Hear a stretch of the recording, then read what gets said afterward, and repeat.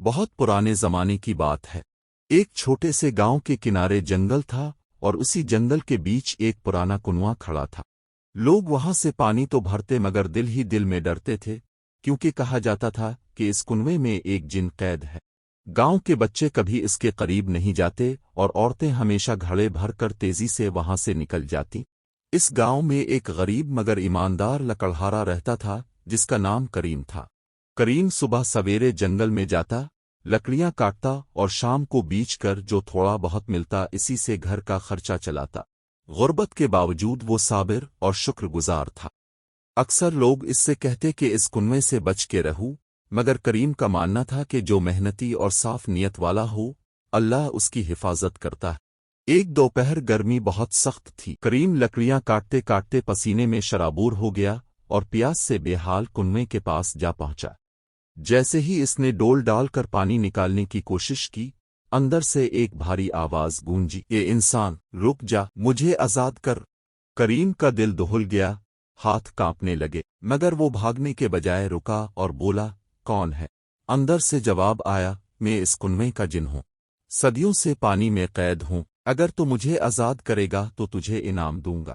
کریم نے دل ہی دل میں بسم اللہ پڑھی اور کہا، اگر تو واقعی قید ہے اور کسی کو نقصان نہیں پہنچائے گا تو میں تیری مدد کرتا ہوں۔ جن نے قسم کھائی کہ وہ کسی کو نقصان نہ پہنچائے گا۔ کریم نے ہمت کر کے کنویں کی پرانی زنجیریں ہٹائیں۔ اچانک دھوئیں کے بادل اٹھے اور ایک دیو قامت جن پانی کے چھینٹوں کے ساتھ باہر آ گیا۔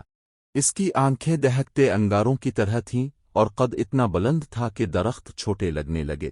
جن نے قہقہا لگایا اور کہا، یہ انسان، تو نے مجھے آزاد کیا ہے، مانگ، کیا چاہتا ہے؟ دولت، خزانہ، طاقت؟ کریم نے عاجزی سے جواب دیا، مجھے نہ دولت چاہیے نہ طاقت، میری خواہش صرف یہ ہے کہ یہ کنواں ہمیشہ میٹھا اور صاف پانی دے تاکہ میرا گاؤں کبھی پیاسا نہ رہے اور میرے بچوں کو رزق حلال ملتا رہے۔ جن چند لمحے خاموش رہا، پھر بولا، انسان، میں نے صدیوں میں پہلی بار کسی کو اپنی ذات کے بجائے دوسروں کے لیے بھلائی مانگتے دیکھا ہے۔ جن نے خوش ہو کر کہا، سنو، آج کے بعد یہ کنواں کبھی خشک نہ ہوگا، چاہے کیسی ہی سخت گرمی یا قحط پڑے، اس کا پانی ہمیشہ ٹھنڈا اور میٹھا رہے گا، تمہارے کھیت ہرے بھرے رہیں گے اور تمہارے گھر میں کبھی فاقہ نہیں ہوگا۔ پھر وہ دھوئیں کے بادل میں غائب ہو گیا۔ اس دن کے بعد گاؤں والے حیران تھے کہ یہ کنواں کبھی خالی نہیں ہوتا۔ جب دوسرے کنویں سوکھ جاتے تو یہاں کا پانی لبالب بھرا رہتا۔ سب لوگ کریم کو دعائیں دیتے اور وہ بس مسکرا کر کہتا، یہ سب اللہ کی رحمت اور قناعت کی برکت ہے۔